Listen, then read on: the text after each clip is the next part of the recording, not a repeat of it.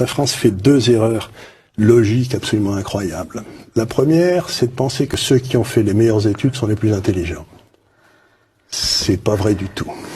Mais c'est très difficile à faire admettre. C'est très difficile à faire admettre, mais quand j'étais dans mon université aux États-Unis, j'avais un professeur que j'aimais beaucoup qui nous avait un jour posé la question « Pourquoi croyez-vous qu'on cherche à vous embaucher ?» Vous savez, j'étais dans une business school. Oui. Mais on avait tous dit, mais il est idiot ce gars-là, quoi. On cherche à nous embaucher parce qu'on est les meilleurs. Mais enfin, oui, on pensait que c'était évident.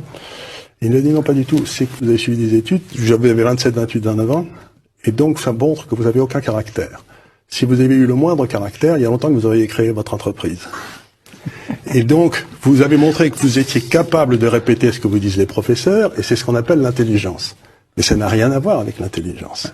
Dans la vie de tous les jours, c'est comme les officiers d'état-major. Gamelin, qui a foutu la France en l'air, il était sorti premier de Saint-Cyr, et premier de l'école de guerre. Ça n'empêche qu'il a foutu la France en l'air.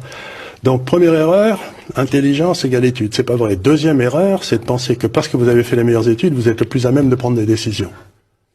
Il n'y a aucun rapport entre les deux. Il n'y a pas de rapport, en effet. Donc, à partir de ces deux erreurs, on a bâti un système d'éducation qui fait monter les gars qui ont une mémoire de cheval et qui n'ont aucun caractère. C'est les deux caractéristiques des élites françaises.